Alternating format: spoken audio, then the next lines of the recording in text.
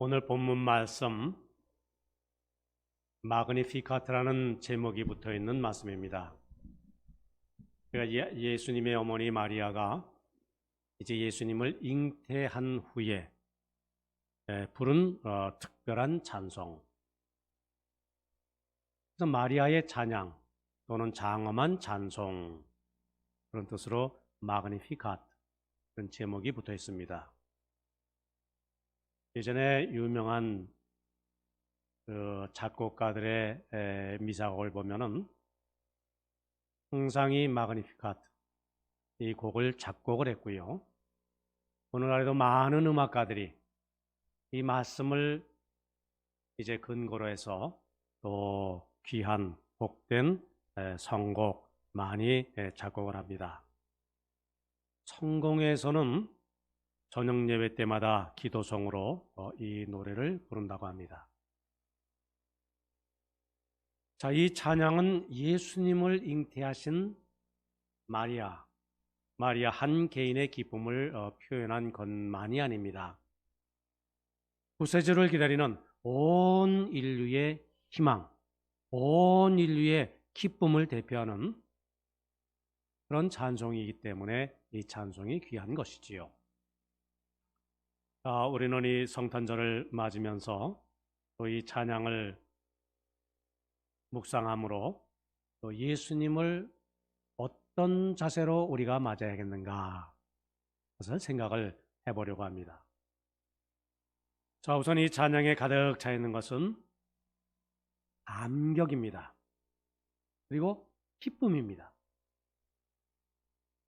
마리아는 찬양합니다. 내 영혼이 주를 찬양하며 내 마음이 하나님 내 구주를 기뻐하였으면. 공동번역을 보면은 내 영혼이 주님을 찬양합니다. 내 구세주 하나님을 생각하는 기쁨에 내 마음은 설레이기만 합니다. 뭐 이렇게 되어 있습니다. 그러니까 마리아는 지금 큰 기쁨을 감출 수가 없어서 너무나 기뻐서 그래서 찬양을 하고 있는 것이지요. 너무너무 기쁘니까 그 기쁨을 혼자만 간직할 수가 없어서 이제 집에서 나와서 친척벌되는 이제 엘리자벳 그 집을 찾아가서 그 집에서 이 노래를 부르는 것입니다. 지금은 정말 우리 모두가 온 인류가 기뻐해야 하고 축복을 마음껏 나누어야 하는 그런 성탄의 계절 우리가 지금 맞이하고 있습니다만은, 그런데 우리에게 이 마리아처럼 참을 수 없는 기쁨이 우리의 삶 속에 우리의 영혼 가운데 넘치는가? 이 말씀을 대하면서 이 질문을 우리가 하게 되지요. 자, 우리 아이들, 어린아이들, 자, 선물을 받으면 어떻습니까? 어떤 반응을 보입니까? 너무너무나 좋아서 뭐 어쩔 줄 몰라 합니다. 막 소리를 지르고요. 방 안을 이리저리 뛰어다니고요. 참 철이 없는 모습이지만은 또 한편 부럽기도 합니다. 왜 우리는 저렇게 기뻐할 줄을 모르는가? 왜 어른이 된 우리들은 그 기쁨을 이렇게 잘 표현할 줄을 모르는가? 왜 기쁨과 감격을 잊고 살까? 아마도 우리는 너무나 많이 알기 때문일 겁니다. 또 너무나 많이 따지기 때문일 겁니다. 체면치레 때문에, 때로는 너무 의심이 많기 때문에, 그리고 혹 잘난 척하기 때문에. 사실 따지고 보면은 성탄의 기쁨을 방해하는 상당한 이유가 있어요. 2020년 이 안에 우리의 삶이 기쁘고 즐겁기보다는 이 기쁨을 빼앗아가는 요소들이 많지요. 특별히 기승을 부리는 이 코로나19 자, 그러나 그런 가운데서도 우리가 꼭 기억해야 될 것은 인류 역사를 기원 전, 기원 후로 나누는 가장 큰 사건, 가장 놀라운 사건, 예수 그리스도 우리 주님의 탄생의 사건. 그 사건의 의미를 우리가 되새기지 않을 수가 없지요. 말씀이 육신이 되어서 이 땅에 오신 사건, 하나님이 인간이 되신 그 사건, 우리는 이 놀라운 사건의 기쁨을 어떤 일이 있더라도 빼앗기지 말고요. 무슨 상황 가운데서도 꼭 그것을 간직하고 회복을 해야 할 귀한 일이 아닐 수가 없습니다. 자, 우리의 기쁨을 빼앗는 상당한 이유 뭐 많지요. 그저 텔레비전 뉴스만 키면은, 신문 펼치기만 하면은 그저 뭐 여러 가지 우리 마음 불편하게 하고 불안을 안겨주는 그러한 요소들. 뭐 힘든 직장 생활 오늘도 계속되고 있고, 우리 믿는 이들 하늘을 향해도 부르짖어도 응답이 없는 그러한 고민, 또 뭐 불안과 뭐 짜증나는 일, 힘든 세상 일들, 자, 우리를 둘러싸고 있는 이 답답한 상황, 이 어려운 현실, 참 어렵습니다. 어느 글을 보니 이런 글이 있었습니다. 네모 반듯한 아파트를 나와서 네모 반듯한 사무실에 앉았다가 네모 반듯한 지하철을 타고 네모 반듯한 집으로 돌아가 보니까 크리스마스 캐롤까지도 네모 반듯한 텔레비전에서 울려나오니 연말의 흥분도 규격화된 일상생활에서 우리를 해방시키지 못한다. 그런 재미난 글이 있더라고요. 힘들게 사는 우리들, 참 경제적으로 어렵다고 우울해하고 건강이 좀 나쁘다고 침통해하고 있습니다.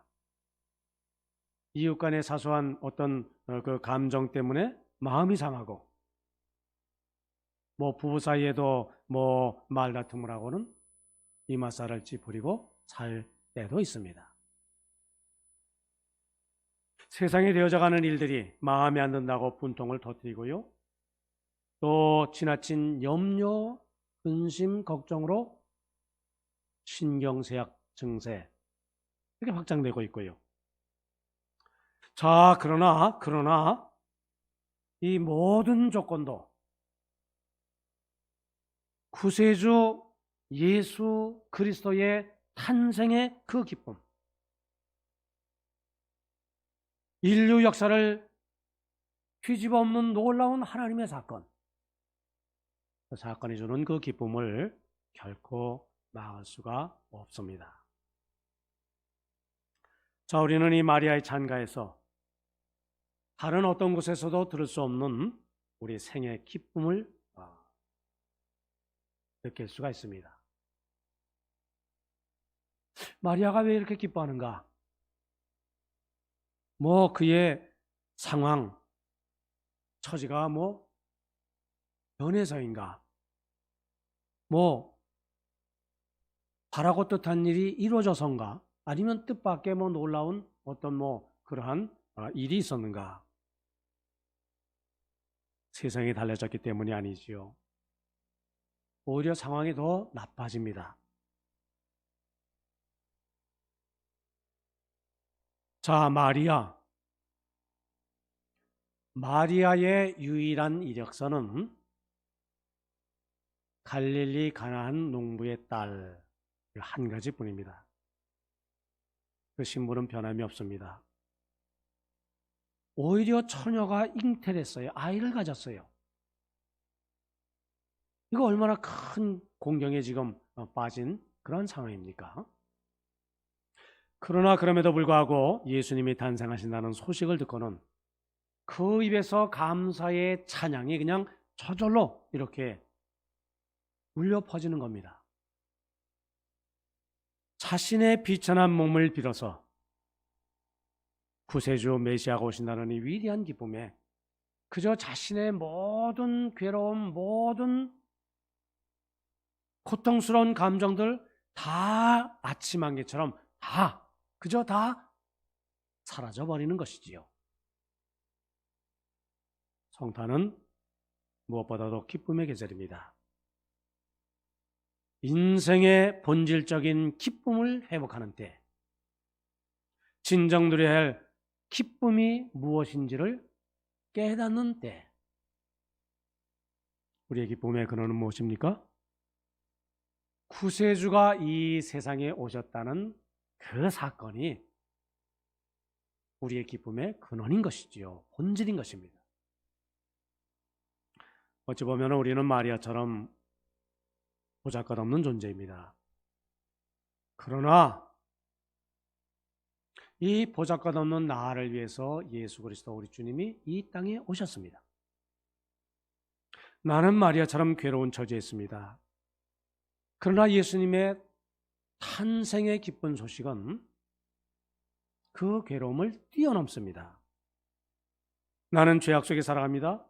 그러나 그 죄악의 세력을 깨뜨리시고자 예수님이 이 땅에 오셨습니다. 그래서 우리 인생에 있어서 가장 기쁜 소식, 영원한 기쁜 소식은 바로 우리 주님 예수 그리스도께서 나를 위해서, 우리 인류를 위해서 이 땅에 오셨다는 소식이지요.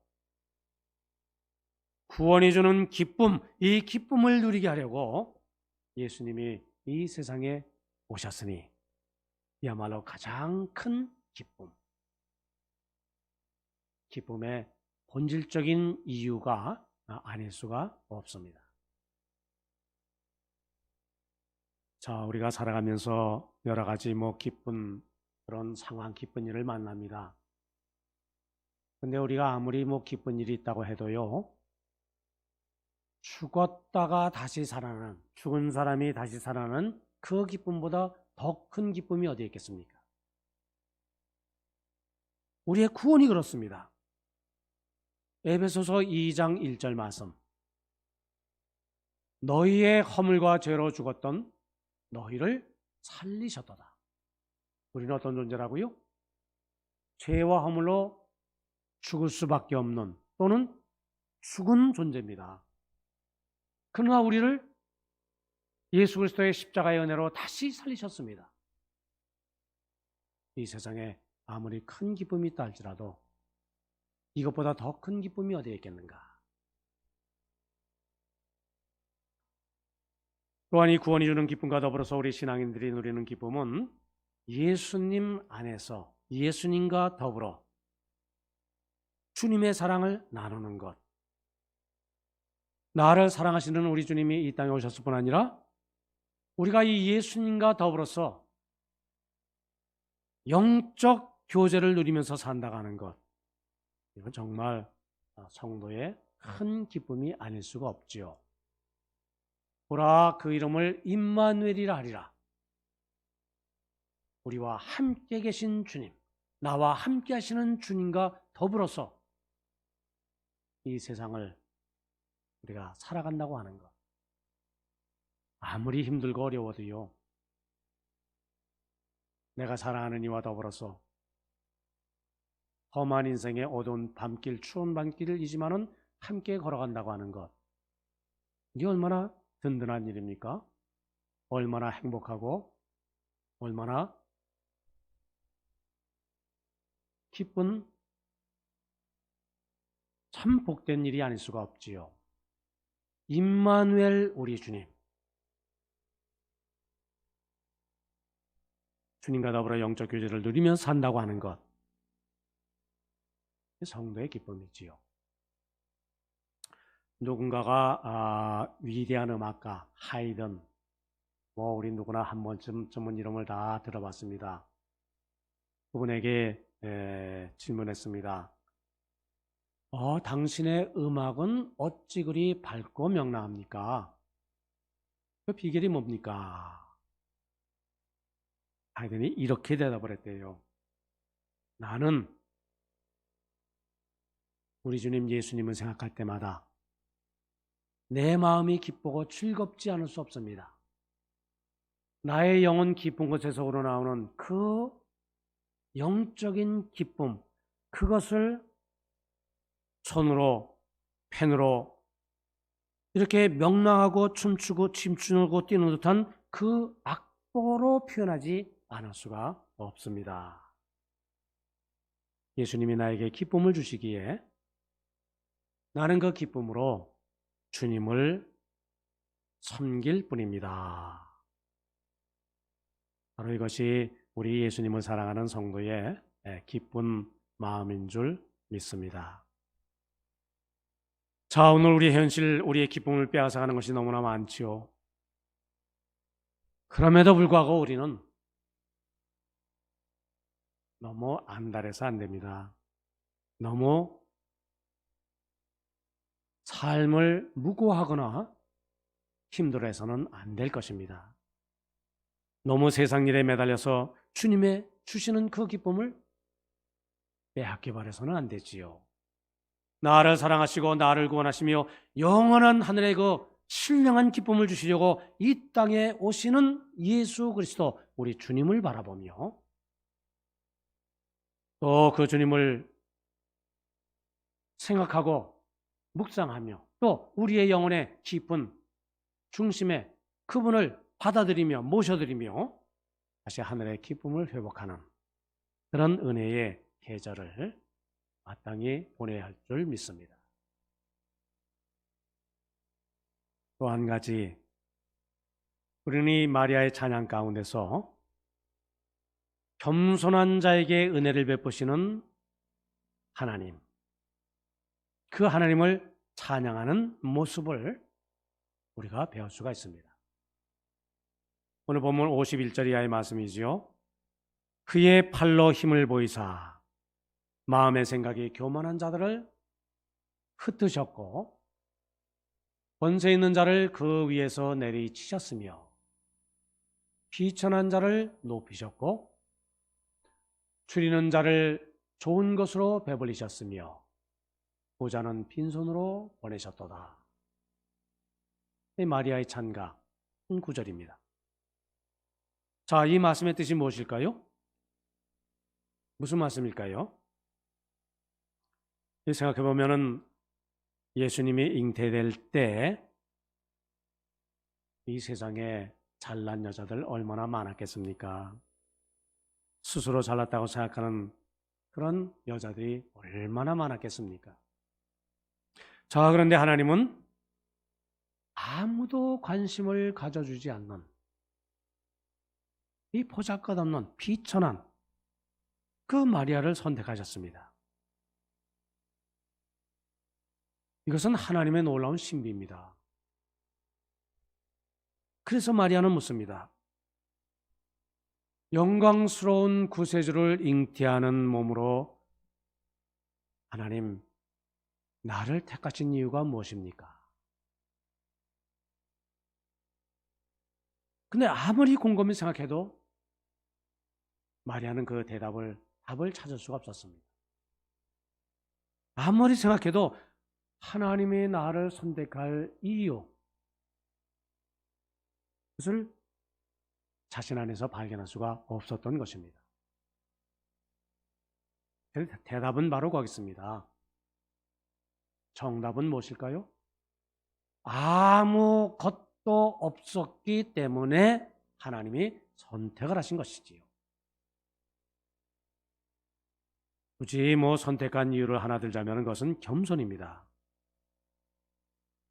마리아는 하나님이 하시는 일, 어떤 일도 받아들일 수 있는 긴 마음의 소유자였습니다. 가난한 마음을 가진 사람, 하나님의 역사를 받아들일 수 있는 겸손한 여인. 자, 겸손이 과연 무엇입니까? 겸손, 저 사람 참 겸손한 사람이다. 어떤 사람입니까? 뭔가 자기 자신을 항상 낮추고 뭐 고개도 좀 다소곳하고, 그것이 겸손이 아닙니다. 성경이 말씀하고 있는 겸손은 하나님을 받아들일 수 있는 비어있는 마음 자세로 살아가는 사람. 교만은 무엇일까요? 그러면 자기 것으로 꽉 차서 뭐 도무지 깨어지려고 하지 않는 그러한 마음. 나는 내 철학이 있습니다. 내 살아가는 삶의 방식이 있습니다. 내 스스로 뭐 잘 살 수 있습니다. 그러니 나를 참견하려 하지 마십시오. 나를 바꾸려고 하지 마십시오. 하나님이 개입할, 하나님께서 역사하실 어떤 여지, 마음의 여지가 없는 사람, 자기 것으로 가득 차 있는 사람, 그것으로 되었다라고 만족하는 사람, 그 사람이 교만한 사람이지요. 성경이 말씀하고 있는 교만한 사람. 자, 그러나 그리스도는 어떤 사람이지요? 하나님, 마음대로 역사하십시오.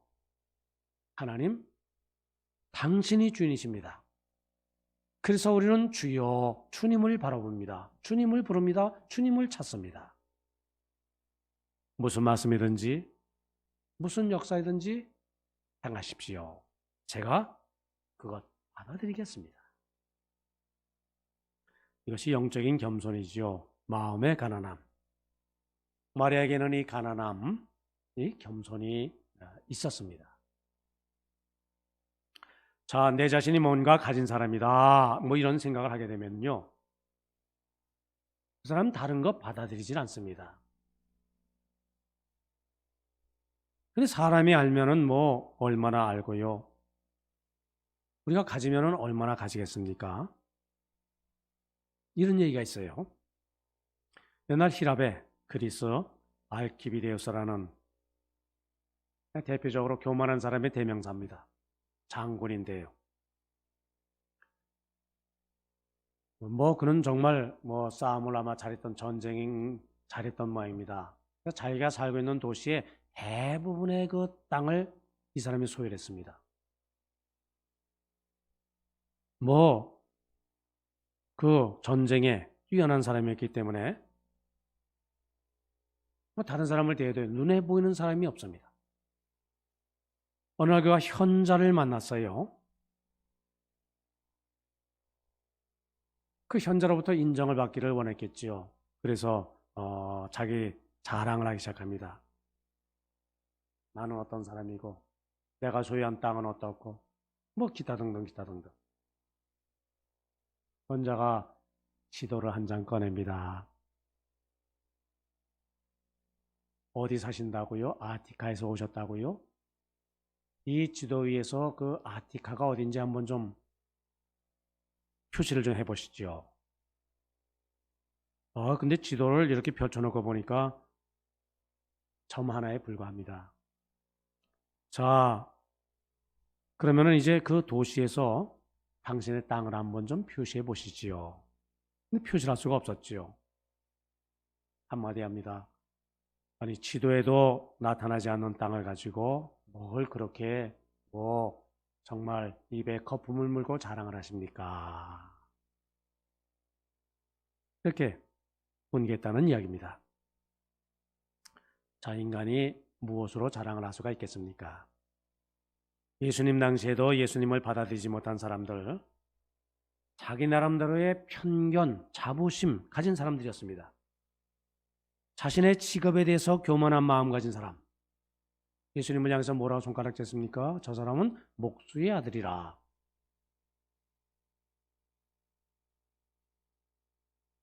삶이 다르다는 얘기지요. 그 편견 때문에 예수님을 받아들이지 못했지요. 집 자랑하는 이들, 변변히 집을 갖지 못한 예수님을 무시했습니다. 출신 자랑하는 사람들, 예수님에 대해서 뭐라고 말했습니까? 나사렛에서 무슨 선한 사람이 날 수가 있나? 지역적인 편견이지요.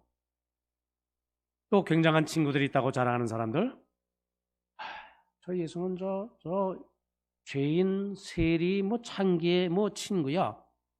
그러면서 예수님을 받아들이지 못합니다.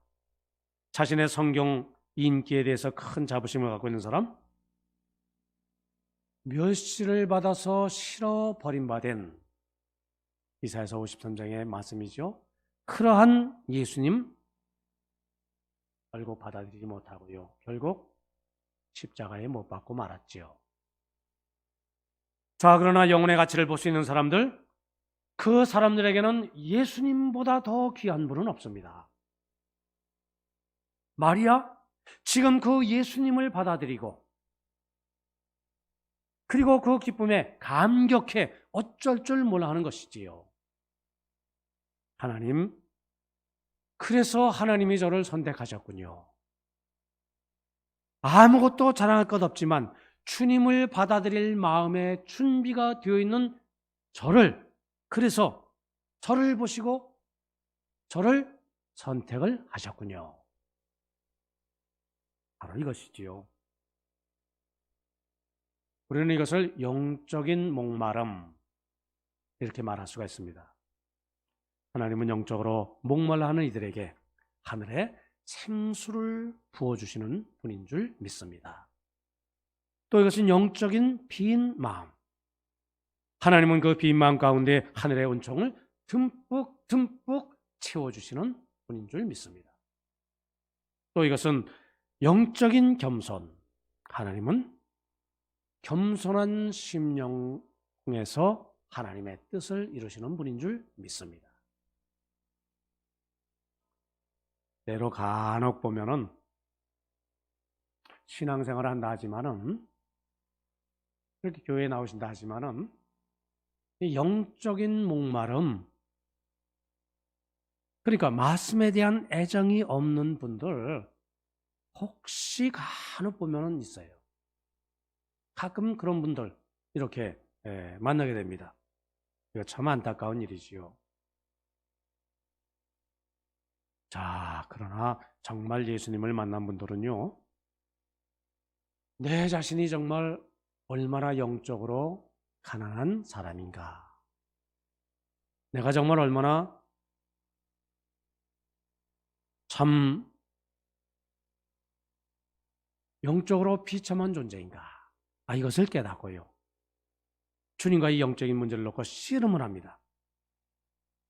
의에 줄이고 목마른 자는 복이 있나니, 바로 그 모습이지요.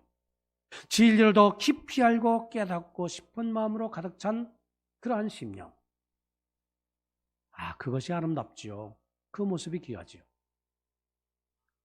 자, 2020년도 우리 성탄절을 며칠 앞에 두고 있습니다. 과연 나는 얼마나 겸손한 심령이 되어서 주님을 기다리고 사모하고 있는가? 과연 나는 예수님을 필요로 하고 있는가? 이 땅에 새롭게 탄생하시는 예수님을 맞이할 수 있는 공간이 내 마음에 비워져 있는가? 우리는 자신을 돌이켜 보면서요, 이 주님의 오심을 마음껏 기뻐하고 그리고 겸손한 심령으로 우리 주님의 오심을 맞이하는 우리 성도님들 다 되시기를 바랍니다.